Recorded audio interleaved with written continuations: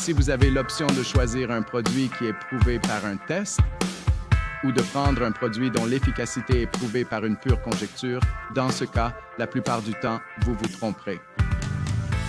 Bienvenue à Build to Last, le podcast de Direct Selling News qui braque les projecteurs sur les entreprises les plus performantes de ce canal.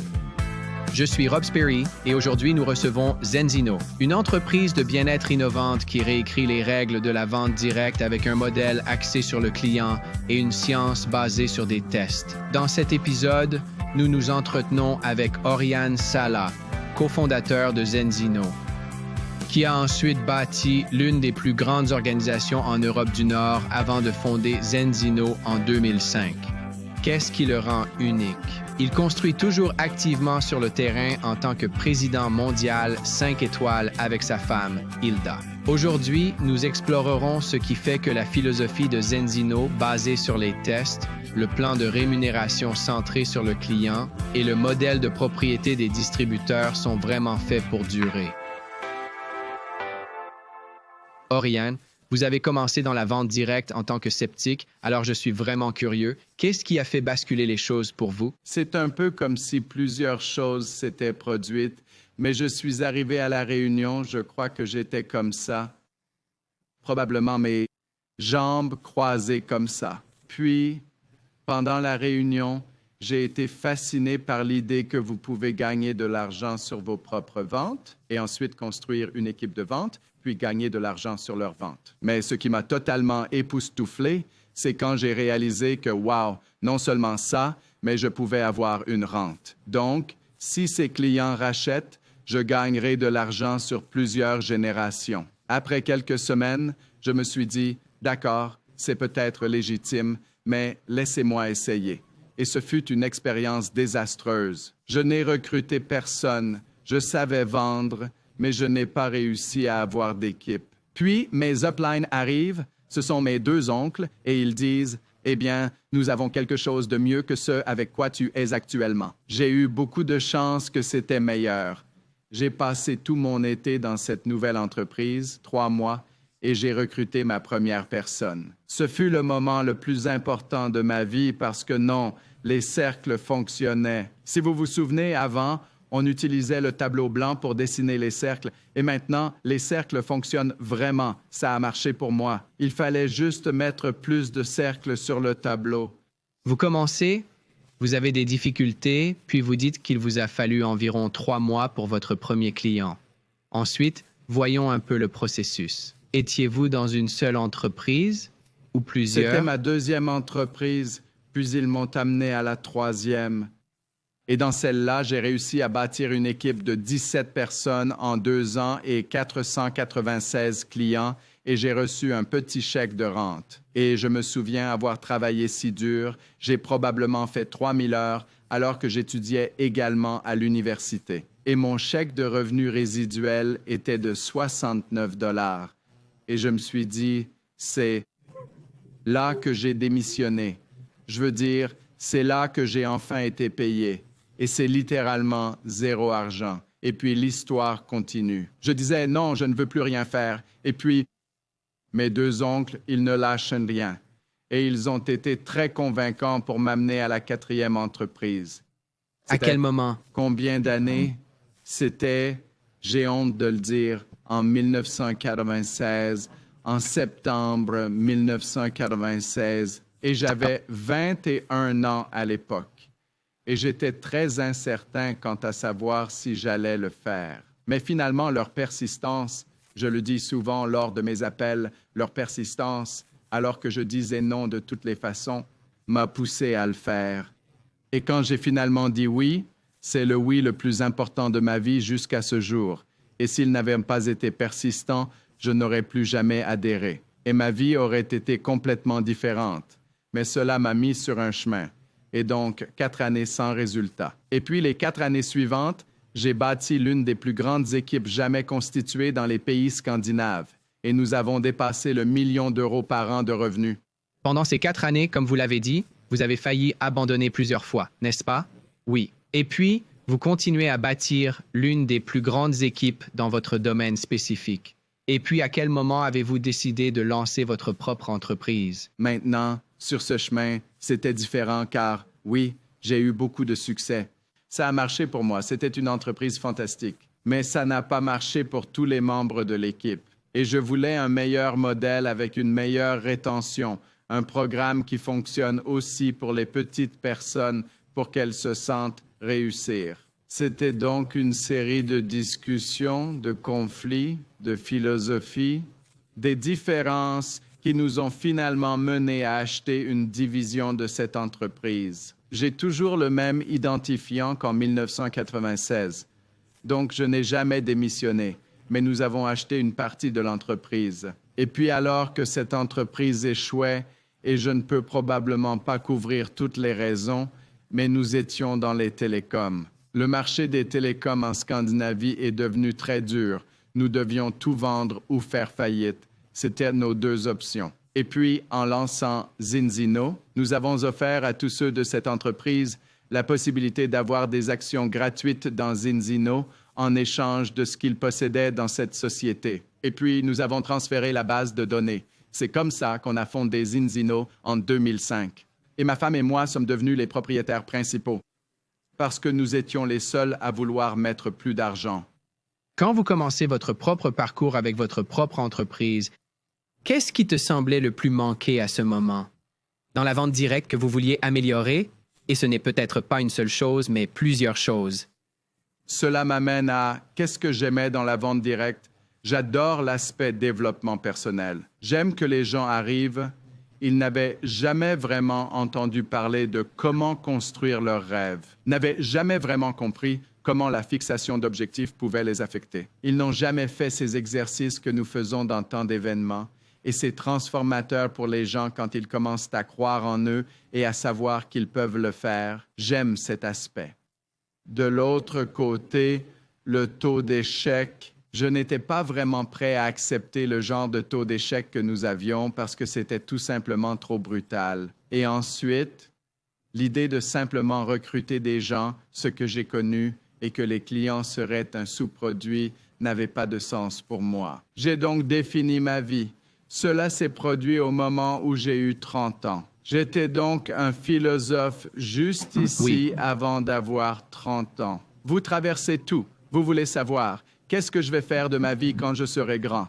Je dis, tout ce que vous faites dans votre vingtaine n'a pas d'importance. Cela sera oublié. Mais quand vous atteignez la trentaine, cela compte.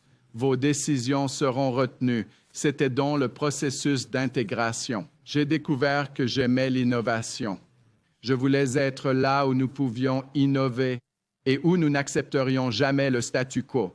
Il n'est pas suffisant d'avoir une durée de vie de 18 mois pour les clients, ce que nous avons actuellement. Je veux pousser cela à 24, 36. Je veux atteindre les gens quand ils sont nouveau-nés et que la première boîte qu'une petite fille reçoit est une petite boîte rose en espérant l'équilibre. Quand elles auront 102 ans, elles prendront toujours ce même produit. Je veux créer ce genre de relation entre le client et l'entreprise et continuer à repousser cette limite jusqu'à ce qu'elle devienne aussi bonne que nous le pouvons. Quand elle devient aussi bonne, nous continuons à pousser car il doit toujours y avoir innovation et amélioration. C'est ce que nous croyons vraiment.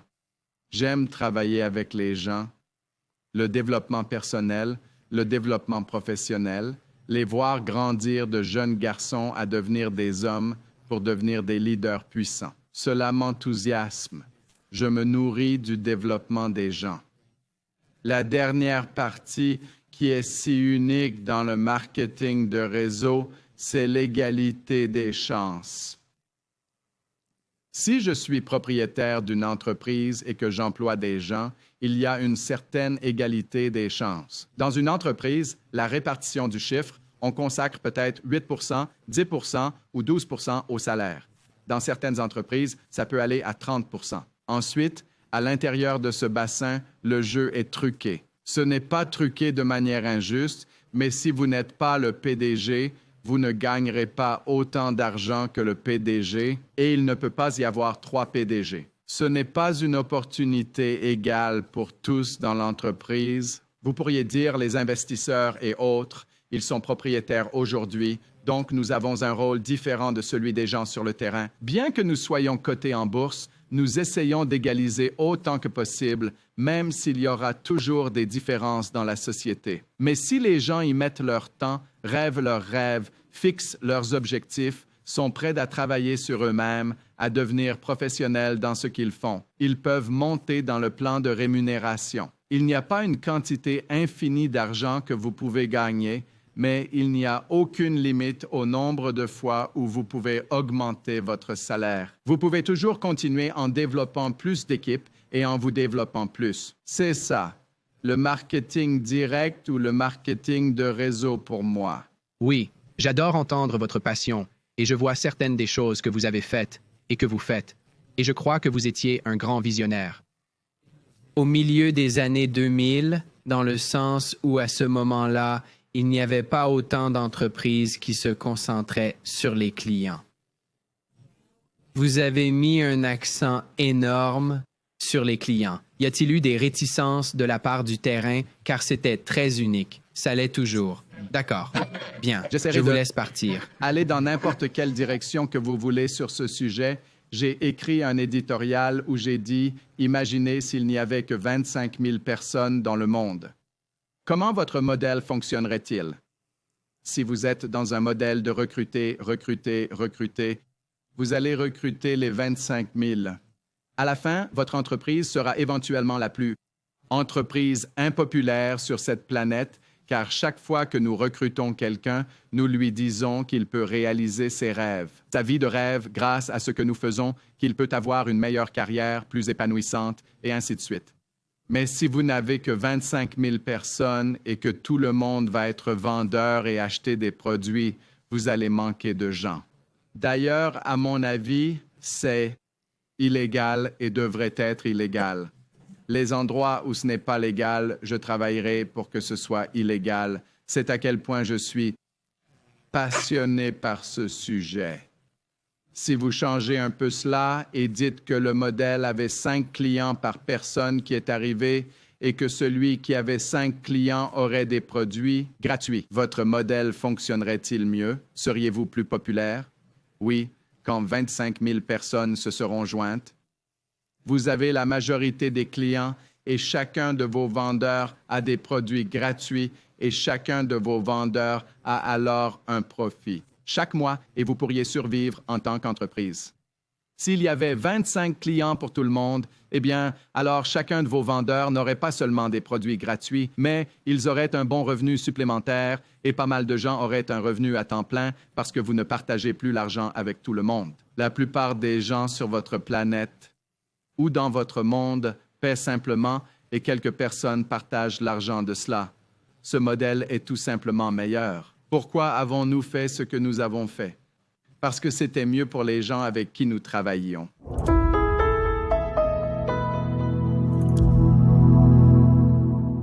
Je sais que vous êtes très axé sur l'innovation. Je sais que lors de conversations privées sur certains de vos produits, vous parliez de comment vous cherchez toujours à vous améliorer et à apprendre et vous êtes très confiant dans ce que vous avez. Et vous avez dit, nous ne savons pas tout. Nous essayons toujours de l'améliorer. Et cela dit, vous avez lancé et commencé avec du café. Et je suis certain qu'il y a eu des choses à apprendre de cela. Et puis, éventuellement, à un certain moment, quand et pourquoi? Pourquoi ce pivot? J'ai toujours été intéressé par la nutrition. Je prenais des oméga-3 depuis l'enfance, presque tous les jours depuis mes 7 ou 8 ans. Huile de foie de morue, une grande tradition en Norvège. J'ai commencé à utiliser des compléments nutritionnels à 14 ans. J'étais un boxeur de haut niveau, faisais 7 sports et j'étais fanatique d'exercice. Puis ma première entreprise à 17 ans était une entreprise de nutrition. Depuis, j'ai travaillé dans la nutrition jusqu'à la fondation de la Société de café. Quand nous avons fondé la Société de café, j'étais si heureux. Non, je n'achetais pas que chez moi. Non, j'achetais des produits de nutrition dans tous les réseaux de marketing. J'avais les étagères pleines. J'étais passionné par ça. Puis, j'ai reçu un appel pour savoir s'ils étaient intéressés ou si j'étais intéressé de rencontrer un groupe d'innovateurs pour un nouveau produit oméga-3. Je n'étais pas vraiment intéressé. Mais ils m'ont dit un petit mensonge. Ils ont affirmé avoir trouvé un moyen d'intégrer 3 grammes d'oméga 3 dans un chocolat au goût délicieux que je pourrais consommer avec mon café. J'ai dit, d'accord, ça mérite d'aller voir pour voir s'il y a quelque chose dedans. Ensuite, j'ai subi une présentation de 2 heures où ils ont exposé tous les avantages de l'oméga 3. Mon mentor en nutrition, il avait publié sur l'équilibre oméga 6-3. Je connaissais beaucoup de ces éléments, mais ils n'ont vraiment capté mon attention que dans les 5 à 10 dernières minutes. Ils ont dit, « Avez-vous déjà fait un test pour savoir si votre équilibre entre les oméga 6 et les oméga 3 sert votre santé? Votre alimentation est-elle anti-inflammatoire ou cause-t-elle les problèmes que la plupart des gens ont? » Ça m'a réveillé. Immédiatement, j'ai pensé, « Wow! Voici quelque chose que toute personne intéressée par la santé voudrait avoir la réponse. » Puis la deuxième question était, « Wow! Pourquoi n'y ai-je pas pensé? Nous avons vendu plus de 100 millions d'euros d'oméga 3.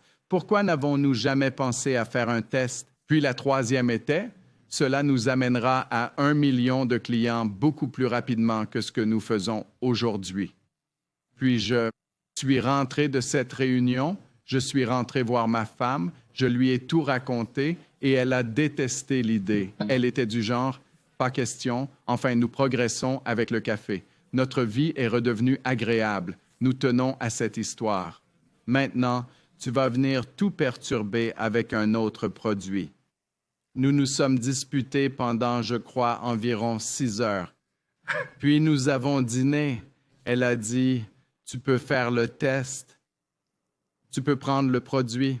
Si tu vas mieux, alors je le considérerai. 3 semaines après avoir pris le produit, j'ai eu de si grandes améliorations que je n'avais plus de problème majeur avec la nourriture normale. Je mangeais à nouveau de tout.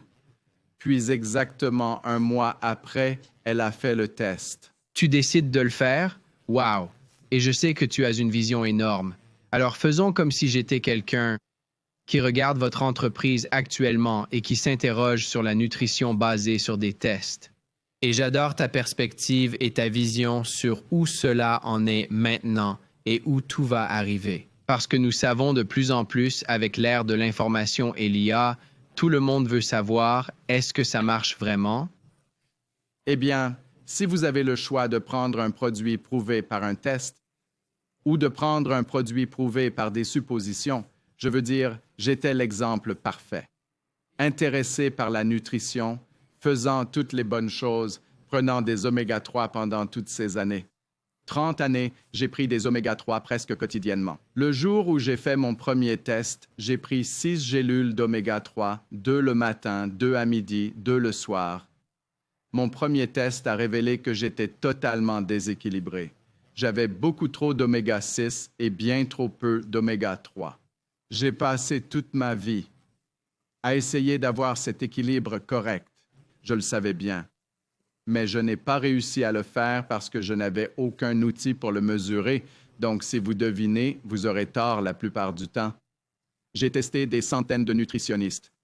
Par tous, à part quelques-uns dont je pourrais citer le nom, ont échoué au test. Donc, des gens sont là, ils travaillent dans la nutrition, sont passionnés par la nutrition, mangent sainement, sont végétaliens pour des raisons de santé. Et puis, ils font le test et c'est un choc parce que leur supposition était fausse. Le test prouve que cela doit être différent. Et puis, 4 mois plus tard, lors de l'intervention, chacun obtient un score parfait et ils ont maintenant la connaissance et le pouvoir de rester en bonne santé. Surtout au niveau de votre membrane cellulaire, ce que nous testons. C'est vraiment la santé de la membrane cellulaire que nous visons. Oui, et je sais que vous mettez un énorme accent sur « il y a le premier test ». Quel pourcentage arrive réellement à ce deuxième test? Et au-delà, vous avez des chiffres de rétention phénoménaux, ceux qui sont construits pour durer. Nous parlons d'un seau où l'eau représente le recrutement. Et c'est sur quoi tant de ces entreprises se concentrent. Bien sûr, c'est important. Oh, absolument. Mais il y a ces trous dans le seau. Et vous vous êtes concentré sur la rétention et sur le bouchage de ces trous. Et je crois que ce deuxième test est une grande partie de cela. Donc, si nous regardons nos statistiques et que nous regardons les gens qui arrivent sans test, et combien de mois ils achètent nos produits par rapport à ceux qui arrivent avec le test, et combien de mois ils achètent nos produits par rapport à ceux qui font le premier test et le deuxième test, et combien de mois ils achètent le produit. Vous passez d'un taux de rétention normal meilleur que la moyenne. Nous obtenons toujours 5, 6 mois, peut-être 7 pour ceux qui viennent sans. Et puis, nous allons bien au-delà de la moyenne si vous faites le premier test. Et puis, vous atteignez presque une vie entière quand ils font les 2 tests. Incroyable. Et vos oméga-3, évidemment, les tests montreront qu'ils fonctionnent. Mais avant le test, quand vous évoquez leur excellence, qu'est-ce qui distingue vos oméga-3, les rend spéciaux, uniques? Eh bien, ils fonctionnent. C'est la première chose. Donc, nous sommes en fait très concentrés sur le test. Je ne veux pas discuter avec vous. J'espère que le produit que vous prenez est fantastique. J'espère que vous obtiendrez réellement un score parfait au test. Donc, si je devais vous tester à un moment donné, je dirais, je veux que vous réussissiez. Mais la probabilité en Amérique où vous vivez est de 99,5% que vous échouiez au test. Et c'est pourquoi il est si important de tester. Si vous échouez à l'examen, veuillez utiliser nos produits pendant 4 mois. Ensuite, après cette période, refaites un test et nous vous démontrerons la différence. Alors, quel est le secret qui se cache derrière? Eh bien, ce sont les bons omégas sous forme naturelle. Un large spectre associé à des polyphénols d'olive qui agit comme un chaperon pour le transport des omégas jusque dans la cellule afin qu'ils ne s'oxydent pas en allant vers la membrane cellulaire. J'aime la façon dont vous avez mené, cependant, avec uniquement des tests, sans chercher à critiquer ou à comparer avec d'autres produits pour dire que le vôtre fonctionne ou non. C'est simplement très bien. Si vous avez un excellent produit, c'est fantastique. Faites juste le test, car cela simplifie tout. Personne n'a besoin de se sentir scientifique, n'est-ce pas? Ou médecin, ou... Et j'aime qu'ils développent une grande connaissance, car une grande connaissance vous donne une grande confiance. Et quand on a confiance, on est plus enclin à passer à l'action.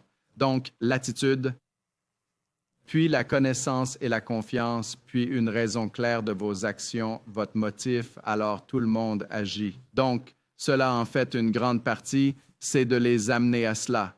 Mais après qu'ils aient acquis la connaissance, le maîtrise est simplifié. Et la simplification, c'est que si vous faites le test, cela vous dira quelque chose sur votre membrane cellulaire. Il y a d'autres avantages directs qui sont les mêmes pour tous les produits disponibles. Mais ici, ce test vous dira votre statut aujourd'hui. Nous faisons une intervention nutritionnelle et 4 mois plus tard, vous aurez un score parfait. Et si vous faites partie de ce demi-pourcentage qui obtient un score parfait, nous vous remboursons tout. Nous n'avons pas besoin de votre argent car nous voulons juste rendre la planète entière comme vous. Et juste une note latérale.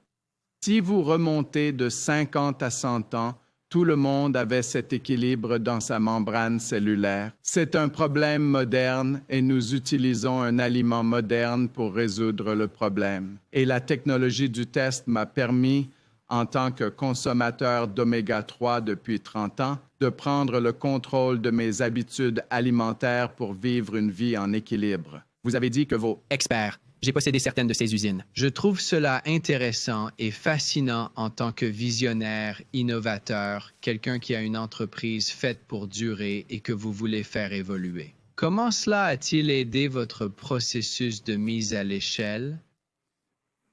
Oui, alors quand j'ai commencé à étudier l'industrie des oméga-3 intensivement après avoir acheté 10% de cette entreprise au départ, et ensuite nous avons eu un contrat pour acquérir tout d'ici 3 ans. Et puis, j'ai lancé une vision où le monde revient à l'équilibre et notre rôle là-dedans était d'équilibrer 100 millions de personnes. Maintenant, quand vous regardez ce nombre, il est assez grand. Mais il n'est pas si grand car il y a plus de 500 millions de personnes qui ont déjà pris des oméga-3, soit actuellement, soit dans le passé. Donc, le marché des oméga-3 est le plus vaste du marché de la nutrition. J'ai donc commencé à étudier la posologie que nous recommandons aux gens. Combien peuvent-ils atteindre l'équilibre? Et il s'avère qu'aujourd'hui, seulement environ 65 millions de personnes peuvent atteindre cet équilibre. Ensuite, nous sommes à court de sources de poissons et nous sommes à court de la production actuelle d'algues. Nous sommes à court de la production actuelle d'oméga 3 d'origine végétale. Cela signifie donc que ma vision est irréalisable. Et c'est pourquoi j'ai aussi décidé de lancer une vision. Car si nous visions 100 millions de clients, nous aurions dû réinventer la fabrication des oméga 3. Puis, grâce à quelques coïncidences et un peu de bon travail, je dirais aussi, nous avons acquis une société. Enfin, nous n'avons pas entièrement acquis. Nous avons acheté une partie d'une entreprise qui est la numéro 1 en technologie pour produire des spirulines. Nous avons pris cette technologie qui était déjà prouvée pour faire pousser les algues 2,6 fois plus vite que la production moyenne d'algues. Donc, ce n'était pas seulement une meilleure qualité, mais aussi une meilleure valeur pour le même coût engagé. Et puis, nous avons associé cela à un bioréacteur de fermentation et avons superposé 6 brevets sur la façon dont nous pourrions alors prendre l'algue oméga 3, la faire pousser plus vite, sans microplastiques, sans métaux lourds, sans PCB. C'est donc une source entièrement propre. Et puis, pendant le processus de croissance, nous absorbons 2 kg de CO2. Restituons 1 kg d'oxygène au monde. C'est donc négatif en carbone. Il n'en résulte que des aspects positifs. Et puis, nous faisons passer cela par ce processus de pressage à froid qui fait alors 2 choses. Il préserve la qualité de l'oméga afin que l'oméga à base d'algues devienne une valeur supérieure à l'oméga à base de poisson, encore une valeur supérieure à l'oméga à base de krill, parce que ce que nous avons comme teneur en nutriments bat tout. 0 pollution, ce qui est fantastique, et puis le pressage à froid nous a fait économiser beaucoup d'argent. Donc, le prix de ce que nous construisons, nous pensons que d'ici 2031, sera encore moins cher que l'huile de poisson. Et ensuite, nous pouvons l'étendre d'environ 10 000 litres à la fois. Et il y a un investissement fixe à chaque mise à l'échelle. Et nous pensons que sur les 25 prochaines années, à mesure que nos entreprises grandissent, nous soutiendrons entièrement notre propre production de tous les omégas que nous vendons et atteindrons 100 millions de personnes. Et si la demande est plus forte, nous allons produire pour tout le monde aussi. Et ensuite, nous allons apporter ce produit à 8 milliards de personnes. Mais je ne sais pas si nous réussirons à vendre aux 8 milliards. Nous aurons alors besoin de l'aide de tout le monde dans le monde.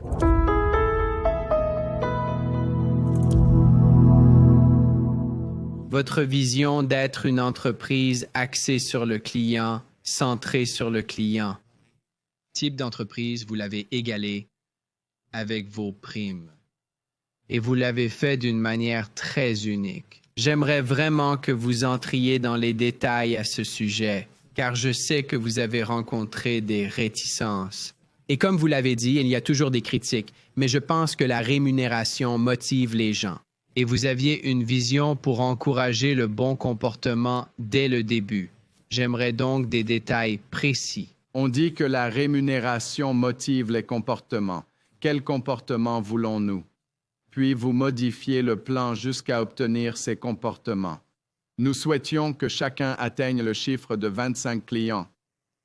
Et il ne s'agit pas nécessairement de 25 personnes distinctes, mais il s'agit de 25 produits vendus à un client pour chaque produit vendu à un partenaire. Donc, si j'achète un produit, je devrais avoir 25 produits vendus en dehors de mon cercle. Le secret est un peu plus profond, et cela me ramène à ce que j'ai dit il y a quelques minutes. Si vous avez une très mauvaise rétention, garder 25 clients est presque impossible. Si la rétention est moyenne, c'est un peu plus facile.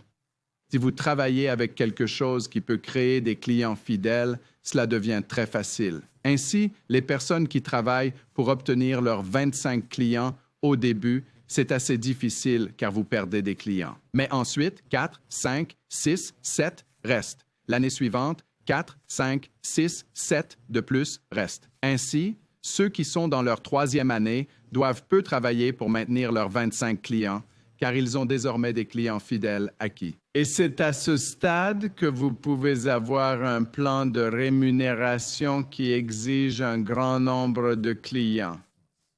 Maintenant, chaque fois que je m'assois avec une nouvelle personne qui vient de notre profession, je dois traverser le même traumatisme d'expliquer cela. Quand il lance, il demande « Pourquoi ne puis-je pas recruter tout le monde? C'est le même drame et beaucoup n'aiment pas notre entreprise pour ça. Mais tous les leaders qui construisent une entreprise avec nous ne pourront jamais revenir au monde précédent. Car pourquoi reviendraient-ils lorsqu'ils réalisent qu'ils peuvent bâtir une entreprise qui dure toute une vie? Et vous savez que vous faites une réelle différence dans la vie des gens et une réelle différence dans la vie du client, et vous créez un revenu résiduel. Ce qui m'a ramené au tableau blanc, au cercle, aux gens qui vendent sur plusieurs niveaux, qui acquièrent des clients et ensuite au réapprovisionnement. Et cela me générerait un revenu récurrent ou résiduel. C'est la raison de mon départ. Mais sans clients, vous travaillez avec tout le monde. Dans le modèle recruter, une objection était « je travaille avec tout le monde ». Ce n'est pas résiduel, ce n'est pas passif. Parce que seuls les gens avec qui je travaille achètent, ce qui signifie que tout ce qui était résiduel dans ce plan étaient les personnes qui ont échoué et qui ont oublié d'annuler leur commande après avoir quitté l'entreprise. Dans notre modèle actuel, plus de 90% du revenu chaque mois provient de clients que je n'ai jamais rencontrés. Ils ne savent pas qui je suis. Si je prends l'avion ce soir, il y aura des clients Zinzino retournant en Europe. Ils ne savent pas qui je suis. Je ne sais pas qui ils sont. Parce qu'un client ne va pas sur votre site Web pour vérifier les fondateurs ou les meilleurs dirigeants de l'entreprise. Ils voulaient simplement le produit et nous leur avons apporté de la valeur. Et si nous continuons à leur apporter plus de valeur que ce que nous prenons de leur argent, ils resteront nos clients tant qu'ils seront en vie. Dans mon livre « Construit pour durer », je parle des oscillations de dynamique, mais quand elles s'arrêtent, vous retombez au niveau de votre clientèle. C'est pourquoi c'est si critique. Mais une chose que vous avez dite, je ne sais pas si les gens ont compris, et je veux le redire, c'est peut-être mon interprétation de ce que j'ai entendu. J'ai interprété, au début, lorsque vous avez dit que vous aviez créé ce ratio élevé de 25 clients, cela vous a aussi mis beaucoup de pression, car vous deviez livrer avec tout ce qui concerne la qualité des produits et une bonne communication. Ce qui est une autre façon de voir les choses, oui, le terrain. Vous voulez qu'ils sentent la pression de bien faire les choses. Mais cela n'a-t-il pas mis beaucoup de pression sur vous au niveau de l'entreprise pour livrer et performer, n'est-ce pas? C'est le cas. Donc, cela met la pression sur les méthodes de paiement, les sites Web, les systèmes de suivi. L'une des choses que j'ai apprises dans la vente, c'est que si c'est très rapide et facile, alors les gens n'y ont pas beaucoup investi. Ils abandonnent très souvent. Nous disons donc, non, prenons 15, 20 minutes pour acquérir un client. Parce que s'ils ont investi ce temps et que vous faites un suivi quelquefois, ils sont beaucoup plus susceptibles de rester pendant ces 4 mois critiques pour le deuxième test. S'ils utilisent un produit quotidiennement pendant 4 mois, cela crée une habitude très solide. Et ensuite, s'ils reçoivent un deuxième test prouvant que ce qu'ils ont fait était juste, cette habitude continue longtemps. Il y a donc beaucoup de science pour que cela se produise. Et en général, je pense que nous étudions ces choses et que nous voulons nous améliorer constamment en tant qu'entreprise. Et il faut aussi que le leadership soit aligné, qu'il veuille faire ce qu'il faut, vouloir créer ce modèle et pour l'enseignement et la formation. Et le plus grand combat que j'ai, je ne devrais peut-être pas le dire, mais c'est lorsque nous avons accès aux données. Et nous constatons que l'un de nos meilleurs leaders n'a peut-être pas tout à fait atteint son quota de 25 clients. Ils en ont peut-être acheté un peu trop de leur côté, tante ou sa mère ou lui-même, et ainsi de suite. Et il faut avoir cette discussion avec eux sur la culture que nous construisons. Si mon top leader ne se discipline pas à avoir les clients, alors ils ne formeront pas leur équipe à avoir des clients et la culture disparaîtra. Et nous revenons à zéro. Incroyable que vous appliquiez cela, car c'est la vérité. Tout ce que vous faites de bien se reproduit. Parfois, ce que vous faites de mal se répercute presque toujours, n'est-ce pas? Vous avez des enfants, j'en ai aussi. C'est vrai pour nos enfants et particulièrement pour les entreprises que vous créez. Vous parliez de faire adhérer vos leaders. 16 des 20 principaux actionnaires sont des leaders qui construisent sur le terrain. C'est exceptionnel. J'aimerais entendre certaines des forces sur la façon dont cela aide votre entreprise à naviguer à travers les tempêtes et à avoir cette vision où vous vous dirigez. Et je crois aussi que vous avez des gens qui sont au courant de ce qui se passe chaque jour. Cela me ramène à cette troisième chose que j'ai comprise quand j'ai eu 30 ans, que j'aime travailler avec l'égalité des chances. Le plan de rémunération est à chance égale, mais pour la propriété, ce ne sera jamais parfaitement égal. Tout comme dans un plan de rémunération, si quelqu'un construit 4 lignes au lieu de 2 lignes, celui qui en a 4 gagnera plus d'argent avec le même volume que celui qui en a 2. Et c'est juste parce qu'ils ont fait quelque chose de différent.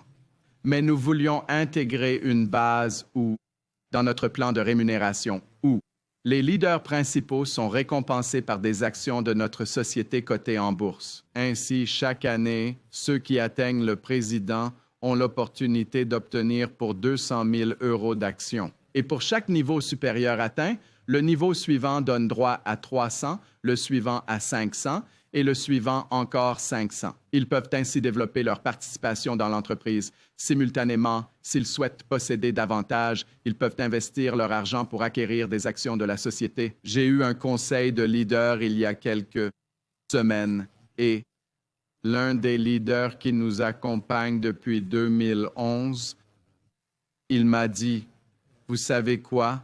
C'est vraiment bien avec les campagnes maintenant et les billets pour le prochain événement parce qu'à l'intérieur du billet, nous parrainions une année scolaire pour un projet en Inde.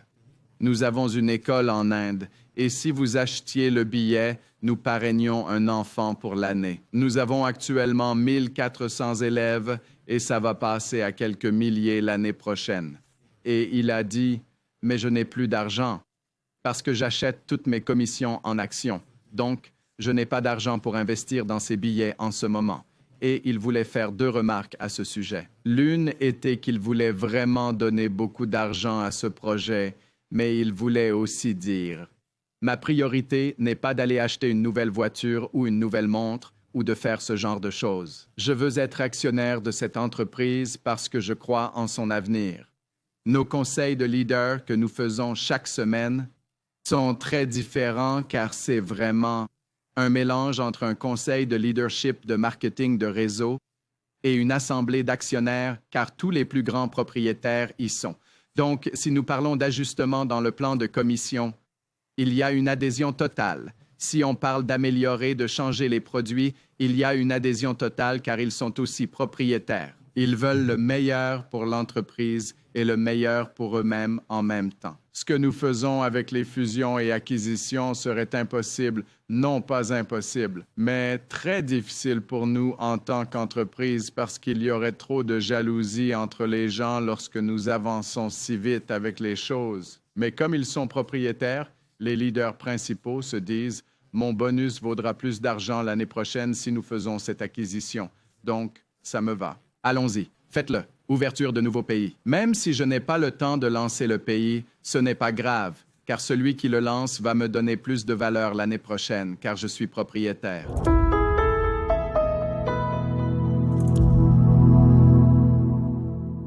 Vous venez de donner un aperçu des fusions et acquisitions que vous avez faites, je crois 8 au cours des 18 derniers mois.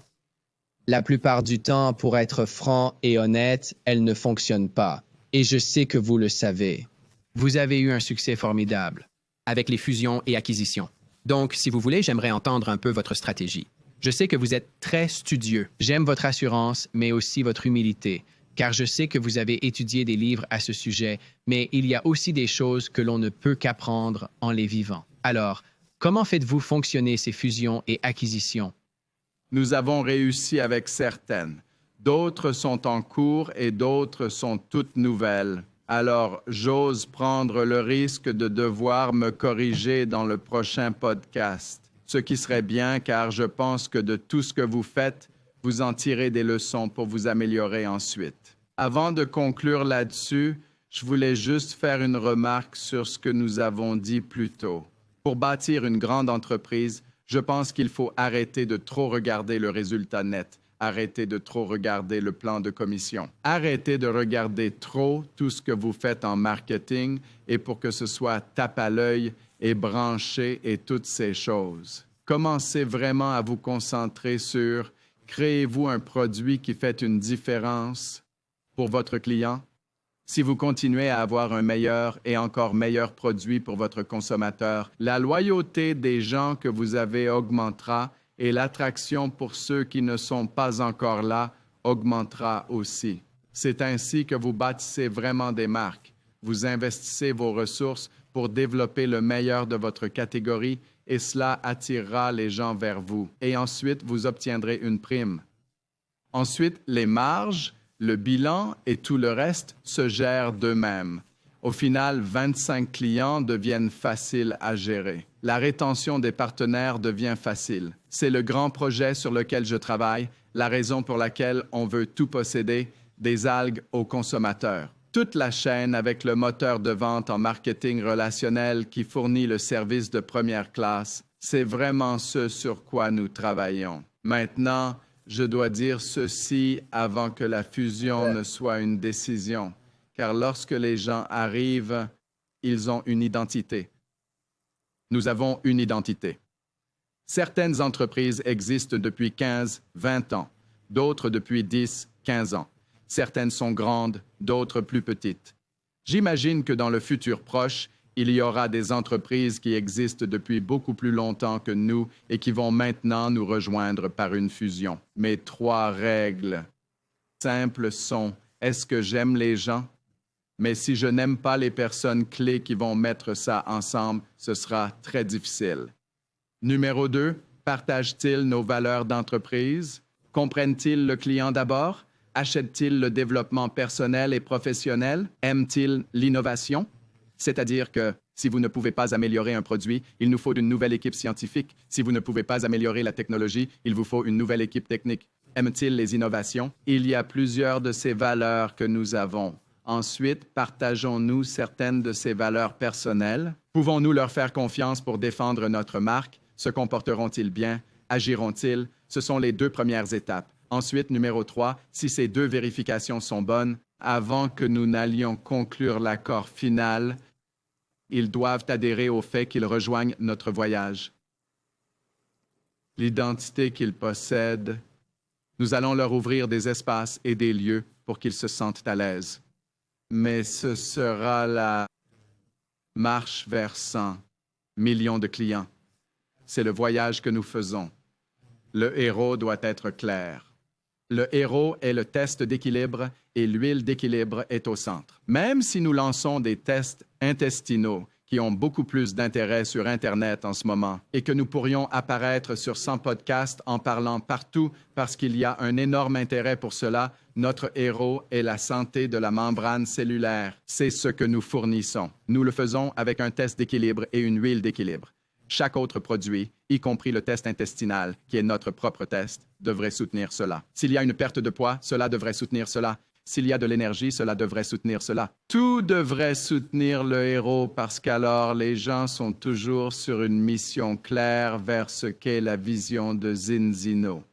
C'est un super pouvoir que vous avez tous en tant qu'entreprise, c'est d'avoir de la concentration. Léonard de Vinci dit que la simplicité est la sophistication ultime, et c'est une citation dans Built to Last pour une raison. Et donc entendre des histoires réelles de ce que vous faites et comment vous maintenez le produit héros, le héros. Parce qu'il est si facile d'être distrait de nos jours, n'est-ce pas? Et de tomber dans la fatigue de l'engouement et des nouveaux lancements. Et puis, il faut beaucoup de temps au réseau pour comprendre, pour y aller. Une seule direction, n'est-ce pas?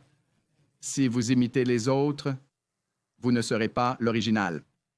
Parfois, vous pourriez bâtir une bonne entreprise là-dessus, mais vous n'êtes pas l'original. Oui, nous avons des produits qui ressemblent à ceux d'autres personnes parce que cette catégorie n'est pas notre catégorie phare. Mais je pense que dans votre catégorie héros, passez du temps, creusez le produit, faites le meilleur qui soit au monde, possédez toute la fabrication si vous le pouvez.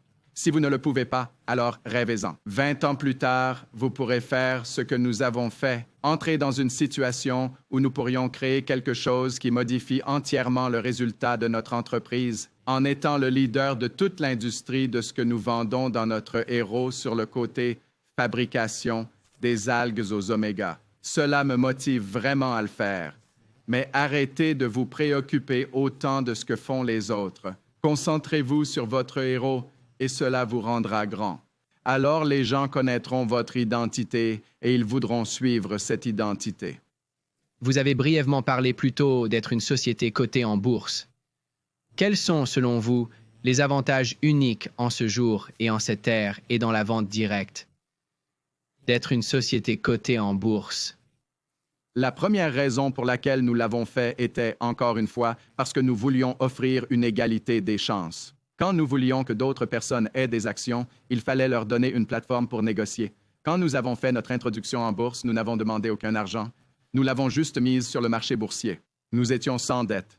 Nous avions des liquidités en banque et nous versions des dividendes. Nous n'avions besoin d'aucun argent. Je n'ai pas vendu la moindre action. Je n'ai en fait acheté des actions que depuis que nous l'avons mise sur le marché boursier en 2010. Je pense que c'était 2011. Puis à partir de 2014 au Nasdaq. Maintenant, la transparence qu'il y a à être public est formidable. Nos chiffres de vente sont publiés mensuellement, donc vous ne pouvez rien dissimuler.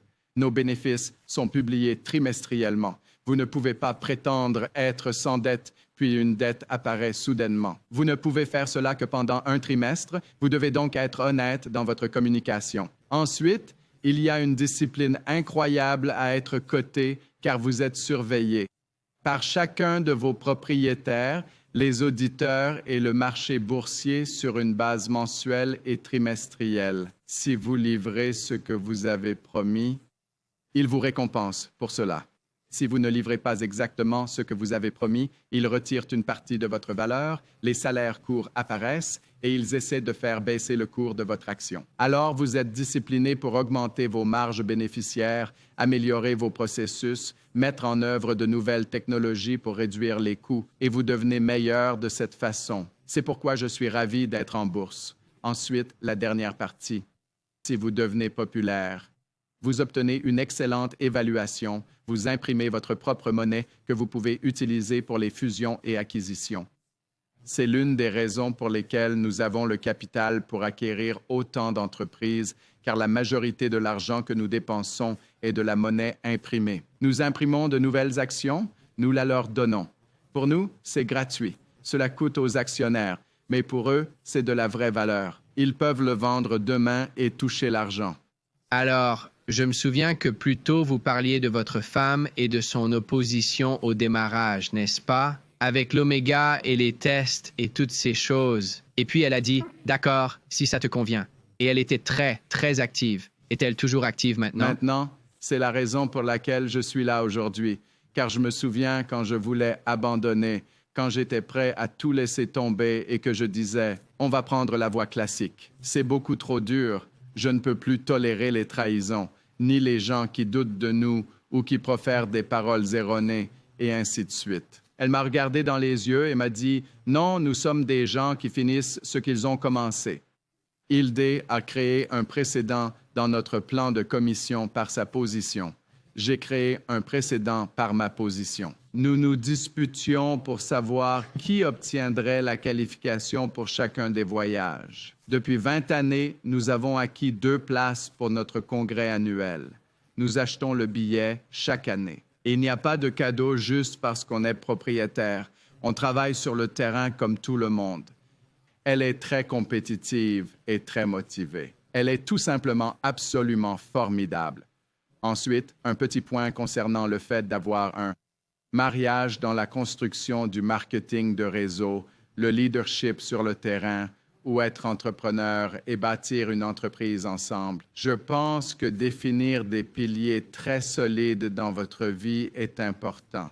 De notre mentor commun, nous avons appris très jeunes que nous devions établir des absolus. Quand nous nous sommes mariés, nous nous sommes mis d'accord sur 3 choses à accomplir dans notre mariage, que nous le voulions éternel. Ensuite, Nous avons décidé que ça allait être en croissance constante, car je ne pense pas, si vous ne grandissez pas, qu'il est possible de faire durer, parce que si vous ne grandissez pas ensemble, vous vous éloignez. Ensuite, nous voulions que ce soit follement romantique, parce qu'alors vous avez la chimie et vous n'avez pas toutes les difficultés qui sont souvent perdues si vous n'avez pas la chimie. La chimie nous unit et nous sommes une unité. Je pense que pour notre équipe, quand on monte sur scène ensemble, ils le voient. J'aime aussi ça parce que nous devenons un modèle dans ce domaine, pas seulement pour gagner de l'argent ou la vision, et ainsi de suite, mais avoir une famille de 3 jeunes enfants, gérer des opérations mondiales dans 50 pays et faire tout cela ensemble avec nous deux ayant un rôle égal. Je pense que c'est un excellent modèle pour, ou du moins, c'est ce que nous voulions. J'espère que c'est un bon modèle.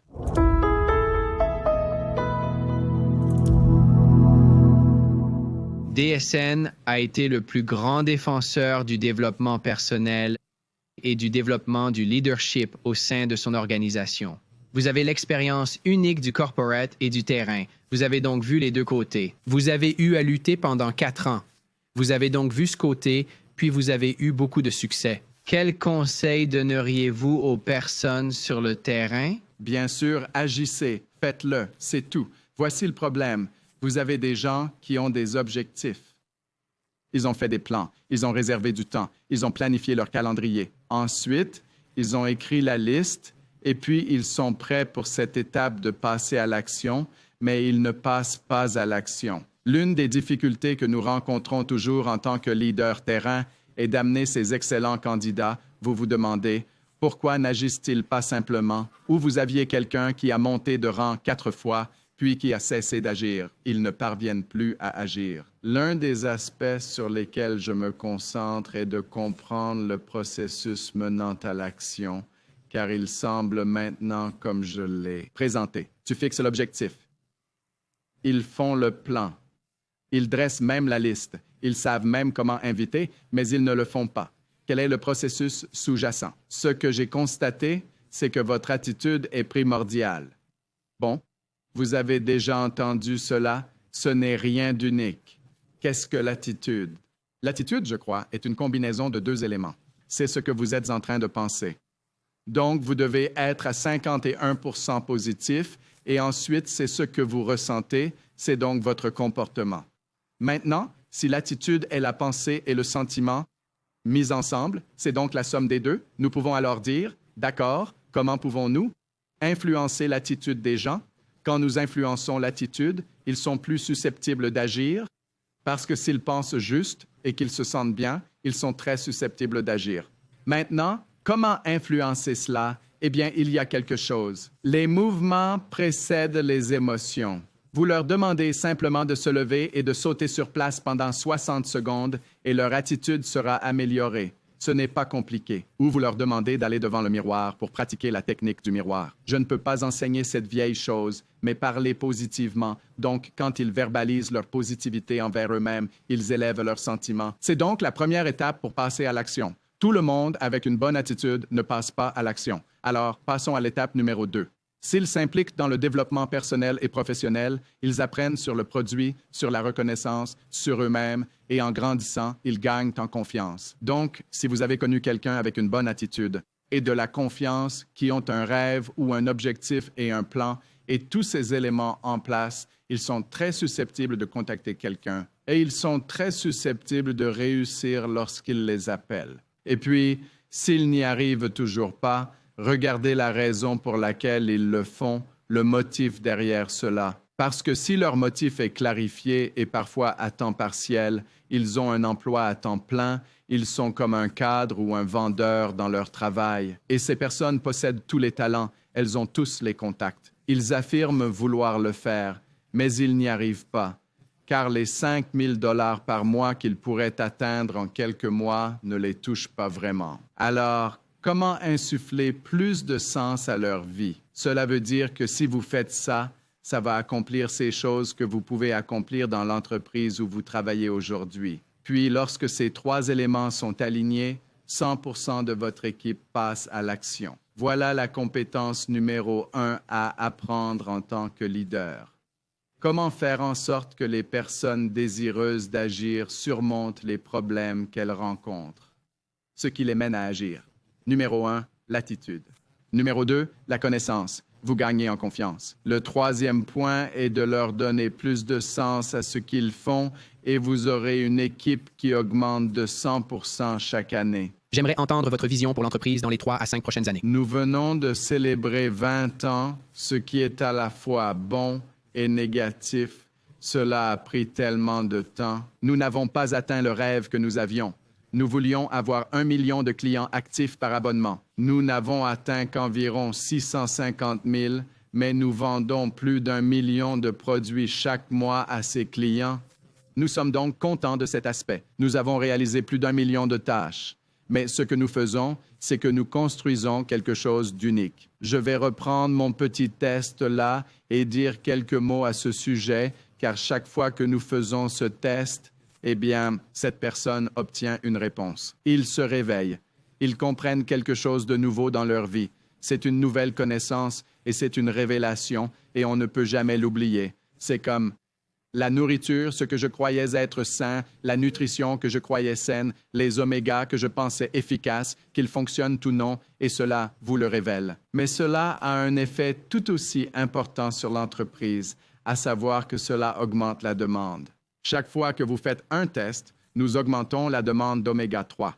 Chaque fois que nous faisons un test, nous augmentons la demande parce que cette personne consommera plus. En plus, les personnes à qui cette personne parle seront curieuses et feront un test, donc le test augmente la demande. Nous sommes une toute petite entreprise. Nous allons finir cette année probablement à 225 millions, 350 millions, quelque part autour de cette ligne, et nous avons fait 1,5 million de tests. Ce n'est pas beaucoup. Si vous regardez les États-Unis, nous avons testé quelques 40 000, 50 000 personnes, mais si vous creusez un peu plus dans ces chiffres, nous pouvons trouver maintenant 10 pays européens qui ont testé plus d'1% de leur population. Puis nous pouvons trouver un pays européen, la Norvège, mon pays d'origine, où nous avons testé plus de 2%, et puis il y a un tout petit pays, l'Islande, où nous avons testé 3%. Ce que nous pensons, c'est que dans les 2, 3, 4 prochaines années, ces chiffres s'appliqueront à beaucoup plus de marchés. Lorsque les États-Unis approcheront de 0,5% à 1%, les ventes américaines seules représenteront 350 millions, 400 millions de dollars. Quand les États-Unis atteindront 1%, nous allons dépasser le milliard sur le marché américain seul. Au cours des 3 ou 4 prochaines années, vous verrez notre entreprise garder cet élan que nous avons. Peut-être une croissance de 50% par an. Peut-être que nous tomberons à 31 ans. Peut-être que nous irons à 71 ans. Mais sur cette période, je pense que nous atteindrons le milliard. La plupart des entreprises qui atteignent le milliard ont tendance à stagner juste avant ou juste après. Il n'y a pas tant d'entreprises dans notre profession qui ont atteint 3 milliards, 5 milliards, 10 milliards. Nous devions le faire. Maintenant, nous revenons à 0, ou 40 milliards, ou 100 milliards. Je veux que notre entreprise soit la première à franchir tous ces records. Comment allons-nous y parvenir? Qu'est-ce qui est différent chez nous? Eh bien, lorsque nous testons un autre million de personnes, cela augmente la demande. La demande ne s'arrête jamais avant que chaque personne sur la planète ne soit testée. Notre marché, chaque année à venir, ne fera que s'améliorer et devenir plus populaire, et de plus en plus de gens le feront, et de plus en plus d'entreprises nous copieront. Je célèbre tous ceux qui nous copient, car cela augmente la demande. Rappelez-vous, il n'y a que l'offre pour 65 millions avec la méthode conventionnelle. Nous construisons l'offre pour les centaines de millions qui sont là. Pour moi, atteindre le milliard n'est plus un rêve. Ce sera une grande réussite. C'est quelque chose qui va se produire. C'est un rêve d'atteindre 100 millions de clients car cela représente 50 milliards de dollars de vente. 3 milliards de plus que la société Coca-Cola. Je pense que nous apportons plus de santé au monde qu'eux, donc j'en serai très fier. Même au-delà, il n'y a pas vraiment de limite car 8 milliards de personnes devraient connaître leur score, 8 milliards de personnes devraient restaurer leurs sources d'alimentation et nous allons le créer, le vendre à tout le monde. Et alors, Zinzino sera la première entreprise à posséder le modèle direct au consommateur. C'est ce que nous visons. Quand allons-nous nous arrêter? Nous ne nous arrêterons pas. Nous continuerons d'innover jusqu'à ce que nous atteignions nos objectifs. L'avenir. Eh bien, Orion, vous avez une épouse incroyable, 3 enfants formidables. Vous êtes en pleine période de fusion et acquisition. Vous construisez, vous formez. Vous êtes incroyablement occupé. Nous vous sommes très reconnaissants d'avoir pris le temps de venir au studio pour partager toutes vos idées et votre vision. Merci beaucoup. Merci de m'avoir reçu.